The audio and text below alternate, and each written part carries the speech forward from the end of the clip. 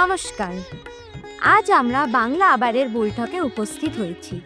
আমি ঐশী চৌধুরী এবং আমাদের সাথে আছেন কাঞ্চন ব্যানার্জি দাদা, যার নতুন করে পরিচয় দেওয়ার প্রয়োজন নেই আশা করি। তাও বলি, কাঞ্চন ব্যানার্জি দাদা আমাদের বাংলা আবারের চিফ পেট্রন এবং উনি একজন অথর। উনি সোশ্যাল অ্যাক্টিভিস্ট, রিসার্চার এবং Boston of centre for excellence human and health ডেভেলপমেন্টের এমডি এবং কো-ফাউন্ডার। আমাদের আজকের বিষয় বাংলার বাঘ, স্যার আশুতোষ মুখার্জি। আজ আমরা যখন হাজরার মোড়ে যাই, আমরা দেখতে পাই একটা কলেজ, যেটা ছোটবেলা থেকে আমরা আশুতোষ কলেজ বলে চিনি। আশুতোষ কলেজটি যার নামে উৎসর্গিত, ওনার ব্যাপারে আজকের আলোচনা। ওনার জন্য আজকে আমাদের বাংলা আবারের প্রোগ্রামটি আমরা স্টার্ট করব। কাঞ্চনদা বলবেন আর আমরা শুনব। নমস্কার সবাইকে। ঐশী, আজকে তোমাকে ইয়াং জেনারেশন থেকে আজকে আমরা পেলাম বাংলা আবারের এই সেশনটা করার জন্যে, খুব ভালো লাগছে।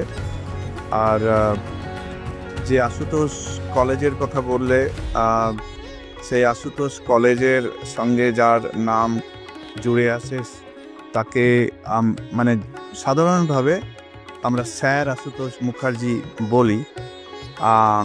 আর অন্যথায় আমরা যারা বাঙালি, আমরা জানি ওনাকে বাংলার বাঘ হিসেবে।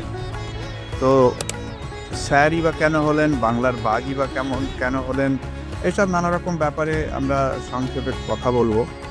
তো প্রথমত এই যে 29শে জুন 1864 সালের 29শে জুন ওনার জন্ম হয়েছিল কলকাতায়, এবং উনি 1924 সালে দেহ রাখেন।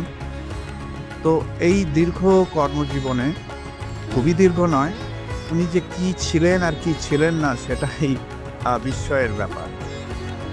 প্রথমত উনি তো ওনাকে পলিম্যাথ, প্রথম আমাদের ভারতীয়দের মধ্যে পলিম্যাথ কথাটা যখন ব্যবহার করা হয়, সেই পলিম্যাথ বলতে কি বোঝায়, একাধারে উনি ছিলেন গণিত বিশারদ, একাধারে উনি ছিলেন সঙ্গীত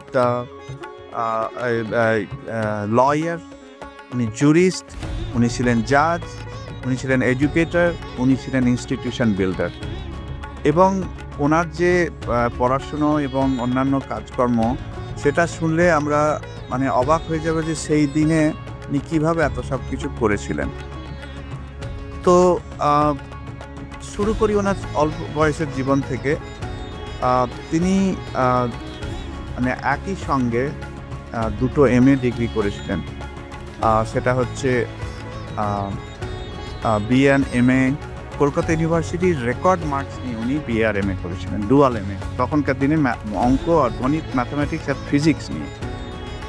তো উনি পড়তেন প্রেসিডেন্সি কলেজে তখন, এবং একই সাথে উনি যে কোনো কোর্স উনি নিয়েছিলেন, অঙ্ক, গণিত, ম্যাথামেটিক্স, ফিজিক্স, লিটারেচার, ল এবং সংস্কৃত, এই সব বিষয়ে উনি পড়াশোনা করেছেন।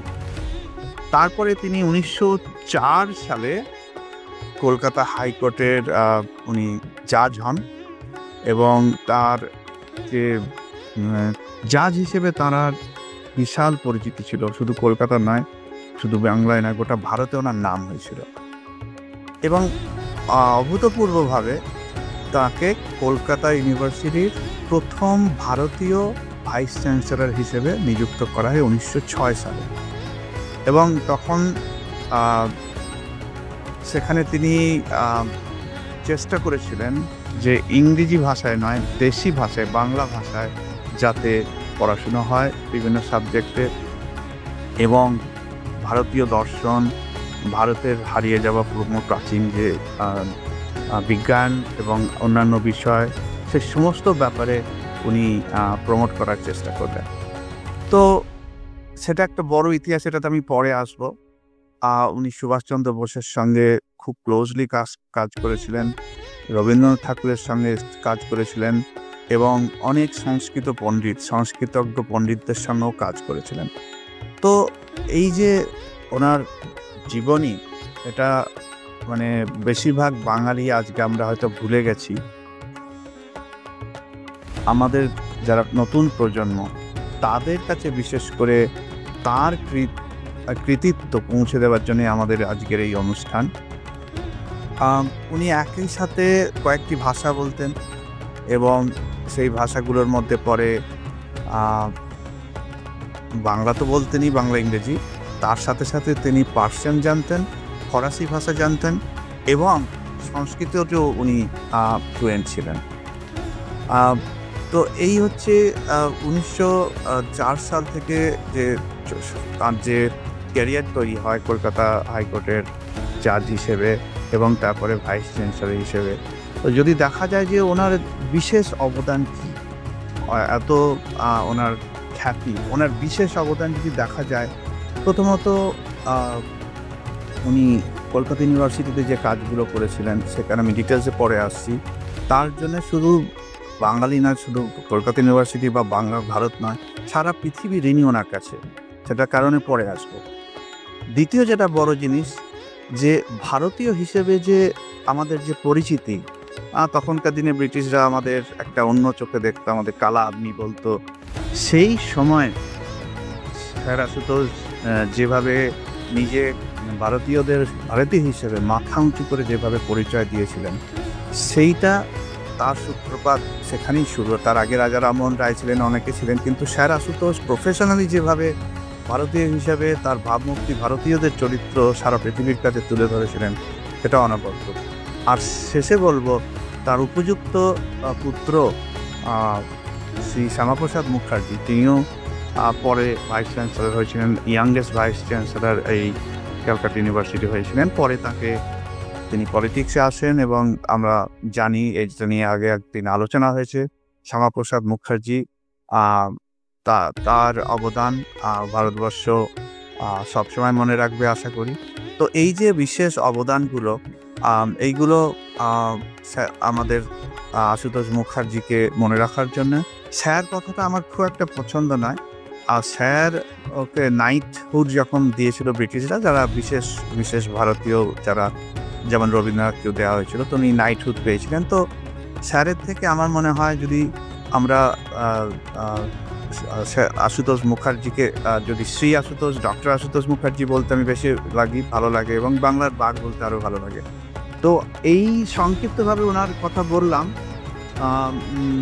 আর তুমি যেহেতু তুমি আইনজ্ঞ, তুমি আইনবিদ রাদার, তুমিও জানো যে তখনকার দিনে ব্রিটিশরা যখন এসছে তখন ট্রানজিশন হয়েছে একটা। তখন মুঘলদের আমলে তো ফার্সি ভাষায় সমস্ত ট্রানজ্যাকশন হতো, তারপরে রাজা রামমোহন রায় এবং ইংরেজদের সব সমবেত প্রচেষ্টায় সমস্ত ইংরেজিতে লিগাল ম্যাটারগুলো করা হতো। তো আমি এক্ষুনি একটু থামবো, এবার তোমার যদি বিশেষ কিছু কোয়েশ্চেন থাকে তুমি বলতে পারো। হ্যাঁ, আমি এইটা জানতে চাই, এই যে আমরা একটা কথা শুনি, the pen is mightier than the sword, এই কথাটা যে আমরা শুনি আর এটা আমরা ফলো করি, তো তুমি কি ওনার ব্যাপারে এই অ্যাঙ্গেল থেকে কিছু বলতে পারবে কি উনি কিভাবে এডুকেশনাল ফিল্ডটাকে রেভলিউশনাইজ করেছিলেন ওই সময়, যেই সময় এডুকেশন মানে অতটা ফোরফ্রন্টে লোকেরা রাখতো না, বা পিপল হ্যাড ডিফারেন্ট ফোরটেজ। এডুকেশনটা যে কতটা ইম্পর্টেন্ট একটা মানুষের জীবনে টু ব্রিং অ্যাবাউট চেঞ্জ, ওইটাকে উনি কীভাবে তুলে ধরেছিলেন। এক্স্যাক্টলি, তো সেটাই হচ্ছে আমার মনে হয় ওনার সব থেকে বড় অবদান। সেই সময় ভেবে দেখো, কলকাতায় আশেপাশে বিপ্লবীরা তখন চারিদিকে আন্দোলন শুরু করেছে। আশেপাশে আমাদের ক্ষুদিরাম এসে গেছেন, তখন বাঘা যতীন, এরা সব এসে গেছেন। বিপ্লবের একটা বিরাট একটা হইচই চলছে। শ্রী অরবিন্দ, বারিন ঘোষ, এমনকি নেতাজিও খানিকটা এসছেন। তো সেই সময় যে একটা নিঃশব্দ বিপ্লব ঘটছে, তখন নিঃশব্দ বিপ্লব ঘটছে কলকাতা ইউনিভার্সিটিতে। উনি ভাইস চ্যান্সেলর হওয়ার পরেই এই যে ভারতবর্ষ যে বিজ্ঞানে এতখানি পিছিয়ে গেছে, মানে মুঘল আমলে বা তার আগে যখন ইনভেশনগুলো হয়েছে, আমাদের বড় বড় ইনস্টিটিউটগুলো, নালন্দা এবং অন্যান্য ইনস্টিটিউটগুলো সব নষ্ট হয়ে গেছে, আমাদের পরম্পরা নষ্ট হয়ে গেছে, বিজ্ঞানের যে পরম্পরা, জ্ঞান চর্চার যে পরম্পরা, সেটাকে উনি ধরলেন যে একটা সুযোগ পেয়েছি, যদি আমরা জ্ঞান চর্চার একটা পীঠস্থান হিসেবে কলকাতা ইউনিভার্সিটিকে করতে পারি। তো সেখানে তিনি এই কাজে লাগলেন, ব্রতী হলেন। উনি একটা বিজ্ঞানের একটা দপ্তর বিশেষভাবে খুললেন, যেখানে জগৎ বিখ্যাত 3 জন বিজ্ঞানীকে তিনি আমন্ত্রণ করলেন ওখানে কাজ করতে। একজন হলেন মেঘনাদ সাহা, একজন হলেন সত্যেন বোস এবং আরেকজন হলেন আমাদের সিভি রমন, যিনি নোবেল প্রাইজ পেয়েছিলেন। তো এরা 3 জন ওখানে গবেষণারত ছিলেন এবং তাদের যে আবিষ্কার সুদূর প্রসারী। এখন অ্যাকচুয়ালি অ্যাস্ট্রোফিজিক্স বা ফিজিক্সের যারা দিগ্গজ, তারা এখন ওনাদের দেওয়া জ্ঞান থেকে কাজকর্ম করছেন অনেক কিছু ব্যাপারে। আর এই যে শুধু বিজ্ঞানের একটা দিক নয়, উনি বিভিন্ন রকমভাবে এই ইনস্টিটিউশন বিল্ডিং, মানে কলকাতা ইউনিভার্সিটিকে উনি ঢেলে সাজালেন বেসিক্যালি। এবং সেই সাজানোর সময় উনি দেখালেন যে উনি অ্যাডমিনিস্ট্রেশন কাকে বলে, যে একটা ইউনিভার্সিটি কেমনভাবে চালাতে হয়। এবং পরপর তিনি বিভিন্ন রকমের সাবজেক্ট এখানে ইন্ট্রোডিউস করেন। তারপরে উনি যে 1914 সালে ইন্ডিয়ান সায়েন্স কংগ্রেস হয়েছিল, তার একটা সেশন হয়েছিল কলকাতায়, তার তিনি প্রেসিডেন্ট ছিলেন। তার মানে একাধারে উনি লয়ার, একাধারে তিনি হয়ে গেলেন বিজ্ঞানের একটা কি বলো হোতা, বিজ্ঞান চর্চা। তারপরে তিনি ঠিক করলেন যে না, টেকনিক্যালি আমরা ভারতবর্ষ অনেক পিছিয়ে আছি। তো 1906 সালে উনি বেঙ্গল টেকনিক্যাল ইনস্টিটিউট স্থাপনা করেন। তোমাকে এটা তার নাম এখন কি, সেই বেঙ্গল টেকনিক্যাল ইনস্টিটিউট, যেটা আজকের আমাদের যাদবপুর ইউনিভার্সিটি। এটা আশুতোষ মুখার্জির হাত দিয়েই শুরু হয়েছিল 1906 সালে। উনি আবার কলকাতায় একটা ক্যালকাটা ম্যাথামেটিক্যাল সোসাইটি বলে একটা জিনিস শুরু করেছিলেন। আর last but not the least, তুমি যেটা দিয়ে শুরু করলে, আশুতোষ কলেজ, যেটা ওনার নামে হয়েছে, সেটা 1916 সালে উনি প্রতিষ্ঠা করেছিলেন। এই যে এনার এই যে ইনস্টিটিউশন বিল্ডিং, সায়েন্স টেকনোলজিতে হাত, এইটার জন্যে তুমি যেটা বললে যে pen is mightier than sword, তো উনি অনেকখানি এই দিকে আমাদের বাঙালি তথা ভারতীয়দের নিয়ে গেছিলেন। আরেকটা প্রশ্ন ছিল, ওনার শিক্ষার দুনিয়া নিয়ে আমরা যেমন কথা বললাম, ওনাকে ম্যাথমেটিশিয়ান বা ইয়াং ম্যাথমেটিশিয়ান, এই টার্মসগুলো ওনার ক্ষেত্রে আমরা ইউজ কেন করি আজও? হ্যাঁ, polymath actually not as much as mathematics. পলিম্যাথের একটা মানে হলো যে উনি মানে বহু বিশারদ। তো সেই হিসেবে দেখতে গেলে আমি যেটা আগেই বললাম, উনি যেমন একাধারে উনি গণিতজ্ঞ ছিলেন, উনি অ্যাকচুয়ালি অনেক কিছু ক্যালকুলেশন মুখে মুখে মাথায় করে দিতেন। আজকাল যেন আমার কথায় কথায় ক্যালকুলেটর ব্যবহার করি, উনি মুখে মুখে বলে দিতেন। প্লাস ওনার ফটোগ্রাফিক মেমোরি ছিল। এটা তোমাদের লয়ারদের এটা শুনলে ভালো লাগবে যে উনার যখন কোনো আর্গুমেন্ট করতেন কেসে কোর্টের মধ্যে, উনি পাতা উল্লেখ করে হুবহু, ওনার ফটোগ্রাফিক মেমোরি ছিল। সেই মেমোরি থেকে যেন একদম হুবহু কোন পাতায় কোন লাইনে কি আছে সংস্কৃত। তো এই যে একটা স্কিল ওনার ছিল, খুব কম মানুষেরই হয়। এবং এই যে আমি জানি না সেই রেকর্ড ভাঙা আছে কিনা, উনি একসাথে BA MA পাস করেন, এই রেকর্ড বোধহয়, এবং সব থেকে হাইয়েস্ট মার্কস নিয়ে ইউনিভার্সিটি তখনকার দিনে, ওই রেকর্ড বোধহয় আজ অব্দি কেউ বানতে পারেনি।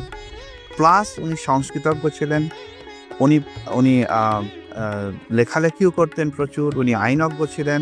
তো একটা মানুষ যখন এতগুলো বিষয়, এতগুলো জিনিস জানে, তখন তাকে পলিম্যাথ বলা হয়। তো রিসেন্টলি যেমন আমাদের একজন বিশেষজ্ঞ মারা গেছেন, বিবেক দেবরয়ের নাম শুনেছ নিশ্চয়ই। উনি প্রিন্সিপাল অ্যাডভাইসার ছিলেন প্রধানমন্ত্রী ইকোনমিক কাউন্সিলের। উনি রিসেন্ট কালে একটা পলিম্যাথ ছিলেন, উনিও ওই রকম নানা বিষয়ের বিশারদ ছিলেন। তো সেই হিসেবে আশুতোষ মুখোপাধ্যায় তখনকার দিনে আমি বলতে পারি যে পলিম্যাথ বলতে যদি কাউকে বলা হয়, একমাত্র উনি ছিলেন বহুমুখী প্রতিভা, যাকে বাংলায় অনুবাদ করলে বহুমুখী প্রতিভা। আচ্ছা কাঞ্চন দা, আমরা তো ওনার শিক্ষার জীবন নিয়ে কথা বললাম, এবার চলে আসি আমরা ওনার কর্মের জীবনে। ওনাকে আমরা কিন্তু খুব ইয়াং এজে হারিয়েছি, অ্যাট দ্য এজ অফ 59। তো যদি আমরা ওনার কর্মের জীবনের ব্যাপারে একটু কথা বলতে পারি। হ্যাঁ, এইটাই একটা আমাদের দুর্ভাগ্য যে উনিও কম বয়সে চলে গেছেন, আবার আবার শ্যামাপ্রসাদ মুখার্জিও খুব কম বয়সে চলে গেছেন, যদিও ওটা আমাদের মনে হয় ওনাকে মানে হত্যা করা হয়েছিল। কিন্তু কম বয়সে যাওয়া সত্ত্বেও এই মাত্র মানে চিন্তা করা যায় না। আমরা জানি যে স্বামী বিবেকানন্দ মাত্র 39 বছর বয়সে কত কিছু করে গেছেন, এরকম অনেক কিছু জানা যায়। অন্যদিকে রবীন্দ্রনাথ 80 বছর বেঁচে ছিলেন এবং আরও অনেকেই অনেক দীর্ঘায়ু হয়েছিলেন, শ্রী অরবিন্দ। কিন্তু এই কয়েকজন মানুষ, বিশেষ করে বাংলার বঙ্কিমচন্দ্র তাই, আমাদের আশুতোষও তাই, তারপরে শ্যামাপ্রসাদও তাই, এরা খুব অল্প জীবন আমাদের সঙ্গে ছিলেন মাটিতে। তো তার মধ্যে যারা যে সমস্ত অবদান ওরা করে গেছেন সে নিয়ে তো আলোচনা করেইছি একটু। তাকে মানে অনেক কিছু ওনার সম্বন্ধে আমরা জানি না। তো বেসিক্যালি তখনকার দিনে চিন্তা করো, এই যে ক্যালকাটা ইউনিভার্সিটিতে university college of science and technology উনি তৈরি করলেন, যেটা সায়েন্স কলেজ নামে পরিচিত, 1914 সালে। ওখানে শুধু তিনি সিভি রামন বা ওই রকম ভর্তি সায়েন্টিস্টদের ডাকেননি, এমনকি আইনস্টাইনকেও আমন্ত্রণ জানিয়েছিলেন, আপনি আসুন এসে এখানে পড়ান। তো উনি যে পোস্ট গ্র্যাজুয়েট এবং পিএইচডি এই সমস্ত জনের যে লেখাপড়া, এটার যে ট্র্যাডিশনটা তৈরি করা, আরও বেশি ইয়াং ছেলে মেয়েকে ভারতীয়দের এর মধ্যে আনা, তার মেজর একটা শক্তি ছিলেন উনি। এবং বিজ্ঞানের যে চর্চা পশ্চিমে হচ্ছে, উনি চেয়েছিলেন যে ভারতীয়রা সেই বিজ্ঞানের চর্চা করুক, এবং আচার্য জগদীশ চন্দ্র বোস, প্রফুল্লচন্দ্র, তারা সব এটাতে হেল্প করেছিলেন। এবং একটা আইডিয়া ছিল যে ভারতের কিছু সায়েন্স সম্বন্ধে খুব একটা জ্ঞানটা নেই, এ সমস্ত পশ্চিম থেকে আসবে। কিন্তু উনি সব সময় বলতেন ভারতবর্ষ থেকেই পৃথিবী শিখেছে, সে গণিতই হোক, সে জিরো হোক, অ্যালজাবরা হোক, ট্রিগোনোমেট্রি হোক, এই সমস্ত, এমনকি আমাদের কি বলে যেটা ভুলে যাচ্ছি আমি, ক্যালকুলাসও ভারত থেকে এসছে। এই সমস্ত ব্যাপার উনি জানতেন। তখনকার দিনে তো আর গুগল ছিল না, মাত্র কিছু লাইব্রেরি ছিল, তা সত্ত্বেও উনি জানতেন যে ভারতীয়দের অবদান সারা পৃথিবীতে কত।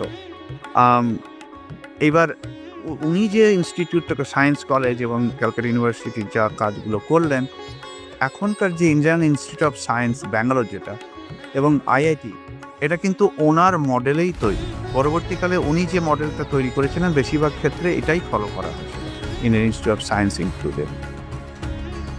তো সেই হিসেবে ওনার যে অবদান শিক্ষা জগতে এবং ইনস্টিটিউশন জগতে, এটা অমূল্য অবদান উনি করে গেছেন।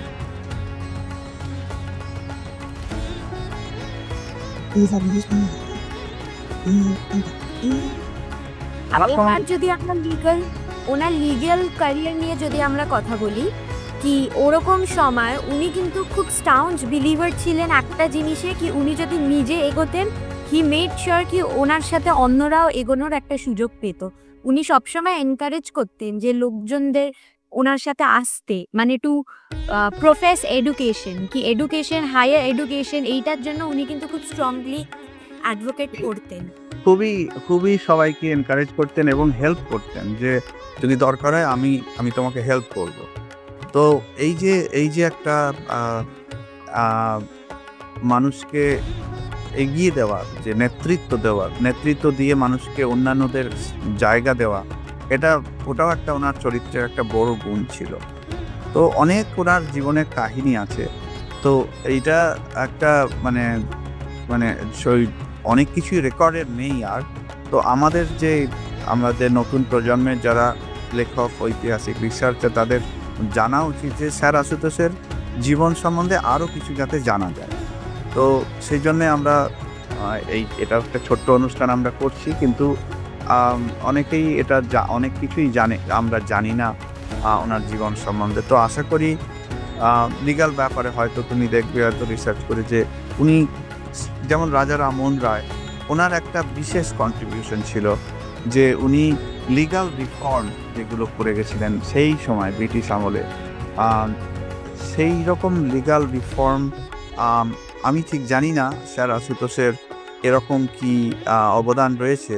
তো তোমার মতো কেউ একজন যদি রিসার্চ করে তো দেখা যাবে হয়তো অরিজিনাল কিছু কন্ট্রিবিউশন করে গেছেন লিগাল রিফর্মে, বা যেমন যেটা আগে বললাম যে প্রথম দিকে রাজা রামমোহন রায়েরও পরিচিতি ছিল যে যখন মোগলদের আমল শেষ হয়ে গেল তখন অবধি এই পার্সি ভাষায় কোর্টের ব্যাপার স্যাপার করা হতো, সেটা পরে ইংরেজিতে পরিণত হলো। তো আশুতোষও নিশ্চয়ই তাঁর মতো একটা বড় চরিত্র, উনিও নিশ্চয়ই কিছু রিফর্ম করে গেছেন, সেটা হয়তো আমরা অনেকেই জানি না। তো আমার মনে হয় ওটার উপর একটু গবেষণা করে এটা বিষয়ে আরও আলোকপাত করা যেতে পারে। সব থেকে আজকের ইম্পর্টেন্ট কোয়েশ্চেন আর শেষ কোয়েশ্চেন আমাদের, সেটা হচ্ছে আমরা ওনাকে স্যার আশুতোষ মুখার্জিকে বাংলার বাঘ বলে কেন চিনি? ওনার গপ দুটো দেখলেই মনে হয় বাঘ, সিংহ বা বাঘ মনে হয়। তো ওনার এটার কারণ হচ্ছে উনি নির্ভীক ছিলেন। উনি কখনো ইংরেজ বা কোনো বড় লোক তার সামনে মাথা নত করে কাজ করতেন না। উনি সবসময় এই যেটা সত্যি, যেটা ন্যায্য, সেই পক্ষে কাজ করতেন। তো আমি জাস্ট ছোট্ট দুটো গল্প, একটা গল্প খুবই পরিচিত, সেই গল্পটা দিয়ে শুরু করি, তারপর আর একটা গল্প বলবো, দুধ দিয়ে আজকের আমাদের আলোচনা শেষ করব। তো এই নির্ভীকতার পরিচয় আমরা একটা গল্প খুব অনেকেই শুনেছি ছোটবেলা থেকে, তোমরা তোমাদের প্রজন্ম হয়তো এই শুনেছি কিনা জানি না। তো একবার উনি ট্রেনে ভ্রমণ করছিলেন, কোথাও যাচ্ছিলেন ট্রেনে, তো কামরায় একজন, তখনকার দিনে ফার্স্ট ক্লাসে ভারতীয়দের ঢোকা খুবই কঠিন ছিল, কিন্তু একজন নাইট উপাধি পাওয়া মানুষ এবং এত বড় মাপের একজন ভাইস চ্যান্সেলর, তো তিনি ট্রেনে করে যাচ্ছেন, সঙ্গে একজন সাদা রয়েছে ইউরোপিয়ান। তো কিছুক্ষণ পরে ওই যখন হঠাৎ একটু ঘুমিয়ে পড়েছেন আশুতোষ, তখন ওই সাদা লোকটা, যেহেতু ওরা আমাদের মানে কালো চামড়া বা ব্রাউন চামড়াদের ভালো লাগতো না, তো ওরা এসব দেখে একটু ওনার জুতো দুটো জানলা দিয়ে ফেলে দিয়েছে। তারপরে যখন ঘুম থেকে উঠে আশুতোষ উঠলেন, উঠে দেখছেন যে ওনার জুতো নেই।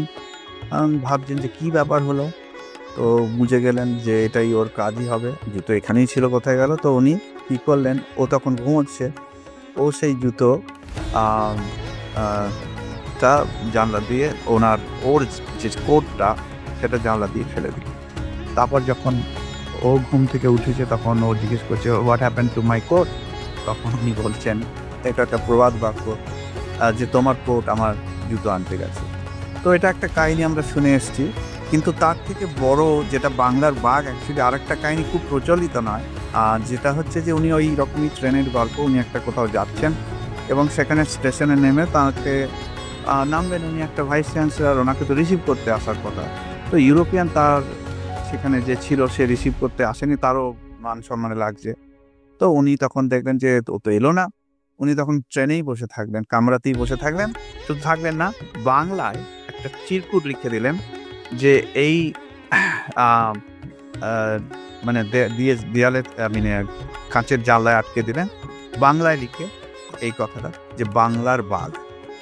তারপর যখন ইউরোপিয়ান যখন বুঝে গেছে যে ভুল হয়ে গেছে, তখন ও গিয়ে রিসিভ করতে গেছে। তখন ট্রেনে কামরায় উঠেছে, তখন নিয়ম হচ্ছে সাদাদের সামনে উঠে দাঁড়ানো, তো আশুতোষ মুখার্জি উঠে দাঁড়ালেন। তখন উনি আবার রেগে গেছেন যে দাঁড়াচ্ছ না, তখন বললেন যে না, তোমার সামনে দাঁড়ানোর কোনো প্রয়োজন নেই, কি কথা আছে বলো, চলো। তো এই রকম ধরনের কিছু কিছু কাহিনী পাওয়া যায়। তো সেই হিসেবে দেখা যায় যে উনি সেই সময়ে আমাদের যারা বিপ্লবী, তারা তো বিপ্লব করছেন ইংরেজদের বিরুদ্ধে, এটাও আর এক ধরনের সাংস্কৃতিক বিপ্লব, যে আমরা কোনো অংশে তোমাদের থেকে ছোট নই, আমরাও বড় মাপের মানুষ। এই যে নির্ভীকতা এবং নিজের ভারতীয় হিসেবে যে গর্ব, এইটা প্রকাশ করা, এটার জন্যই আমরা জানি যে উনি আর কেউ নন, বাংলার বাঘ।